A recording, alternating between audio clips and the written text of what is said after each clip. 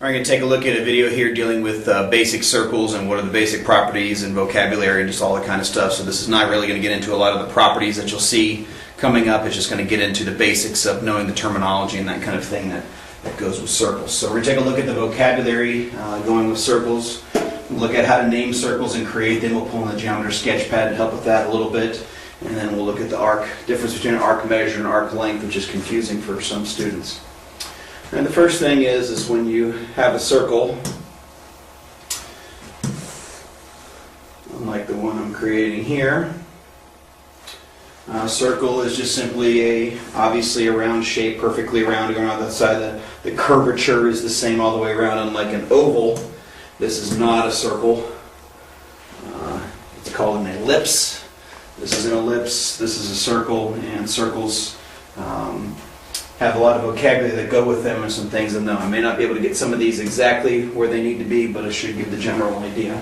Right, the first thing with vocabulary is the circle itself is the outside of it. It's actually being on the shape. It's something that you need to get used to.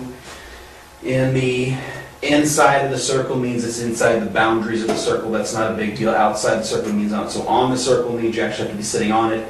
Inside is anywhere in the space in here, and outside is anywhere out there.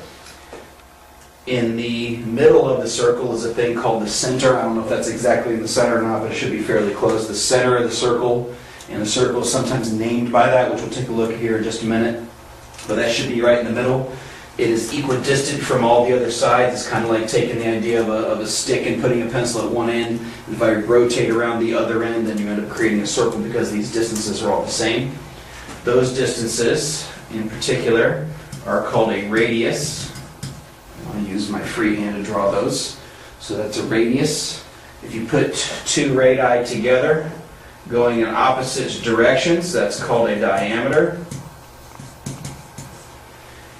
The diameter, when not going through the center, it's not really a diameter, but if you go from part of the circle to part of the circle, that is called a chord, C-H-O-R-D, a chord. A diameter is a chord. It's a chord that happens to go through the center, and the diameter is made up of two radiuses. Okay, so those are your inside or interior vocabulary: center, chord, radius, and diameter. All right.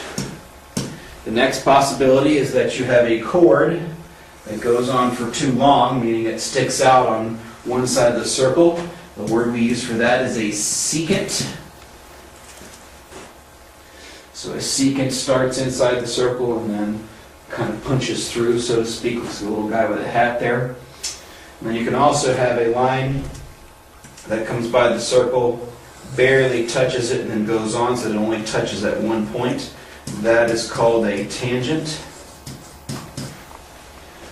All right, so putting them all in here: center, radius, diameter, chord,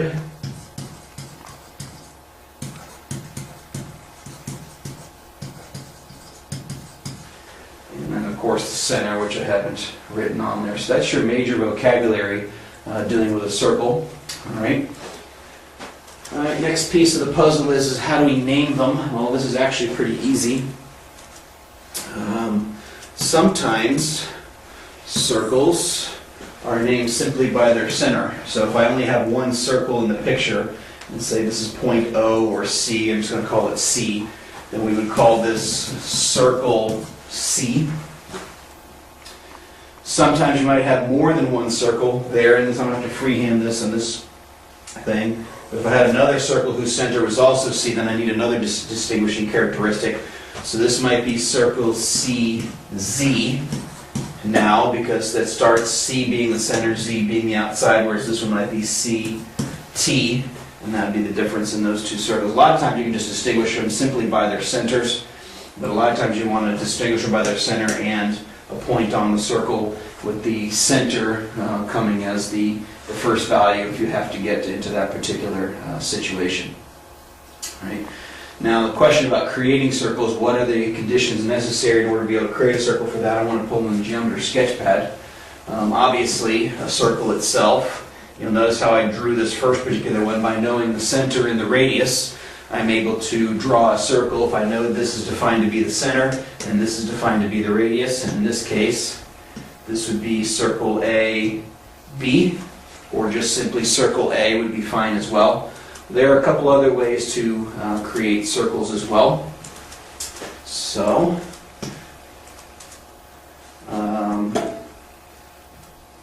center point, arc on the circle, and arc through 3 points. Okay. If I take 3 points and I construct an arc, that's the beginning of a circle. You can actually draw a circle through 3 points. Always can be able to do that. It didn't complete it here because the sketch pads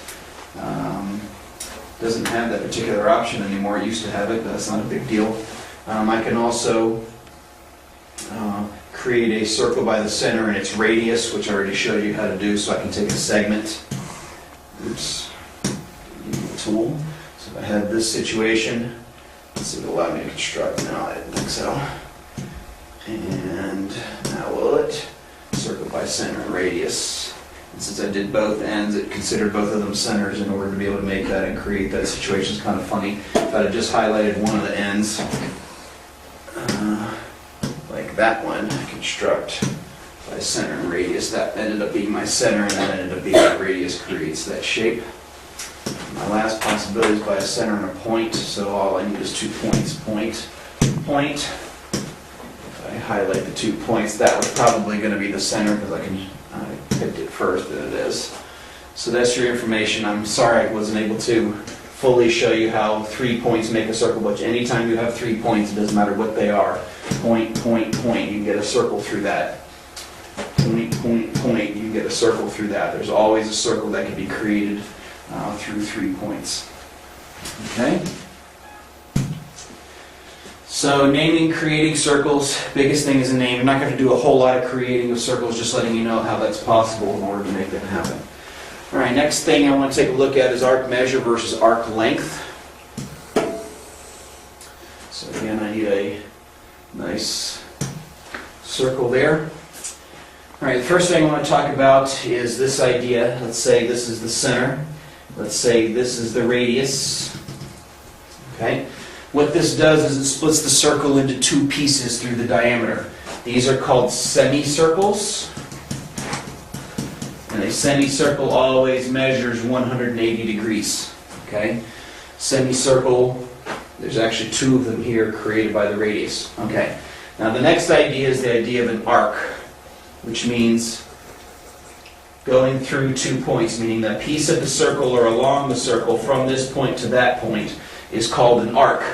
And any point on the circle can be a beginning point or an ending point. Now, everything's defined around a semicircle. This arc is smaller than a semicircle, so it is called a minor arc because it's less than 180 degrees. It also happens to be bigger than 0. On the other hand, and let's go to the color, if I went this arc around from here to here, same 2 points, same beginning and same end, just going in the other direction, that is called a major arc, and that is bigger than 180 and smaller than 360. Exactly 180 is called a semicircle, 360 is considered to be exactly a circle. So the next question that comes into mind is as well, how do I name these things? Well, fairly simple. If I let this be A, B, and C, probably need to throw a D down here. I can name any arc on the circle with 3 points, but a minor arc is always assumed to be the case. So if I said to you arc, not AC,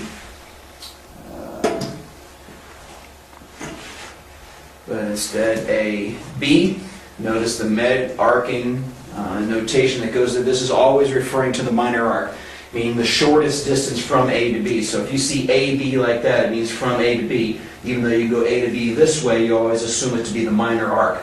If I want it to be the major arc, I need to include another point. So if I said it was A, C, B, what this means is starting at arc at point A, going through or in the direction of C until we get to B. Okay? So A and B are the endpoints of the arc. C is the point you go through the middle. In order for it to be a major arc, I got to tell it, well, I want to go that way. Semicircles are also named with 3 points simply because when I talk about the top semicircle, the bottom semicircle. So if I said A, B, C, that would be the semicircle that's kind of sort of on the upper half here. And A, D, C would be the semicircle on the bottom half there. All right. Now, there's 2 ways to measure arcs, and that's what I wrote here, measure arc and arc length. In this unit, we're only going to be dealing with arc measure. In Unit 6, we'll deal with arc length, but I did want to mention this real quick. If I want to go from A to D, there are 2 ways to measure that. The first way to measure that is the amount of turn it takes. We call that arc measure, meaning how many degrees, say for example, and that's not quite 90, let's say it's 86 degrees. That's the amount of turning it takes to get from A to D going around, say, in a clockwise manner. I could also say that it's 33 centimeters. That's the distance from A to B, that if you had an ant starting at A and walking along there, you would end up with D. That's a measure. We're not doing that this unit. That's going to be something that we have in a different unit. We're actually dealing mostly with this. Now that brings to mind another thing. Right, if I draw in the radii that go from A to D, this thing based on the center, whose vertex is on the center, this is called a central angle. We'll have lots of different kinds of angles that we'll see in a different lesson, but that's a central angle. The measure of this angle, meaning degree-wise, is always exactly equal to the measure of this arc also in degrees. Okay? Now we'll find a way eventually to make this angle tell us how long this is, but for right now, we just know that if this is 86 degrees, this is 86 degrees. The measure of this arc in degrees, or what we would just call arc measure, is equal to the measure of the central angle, and that's going to be in degrees. Now to talk about that, I would say this. The measure of arc AD equals 86 degrees. That's the notation, the way we go through and say the measures of arcs. Okay, so that's the difference in an arc angle and arc length. All right, that's pretty much it for basics of circles. You can get these things down there. Not that hard. This is pretty simple little stuff. As long as you get that vocabulary down, you'll be all set for what's coming up next. So until next time, see ya!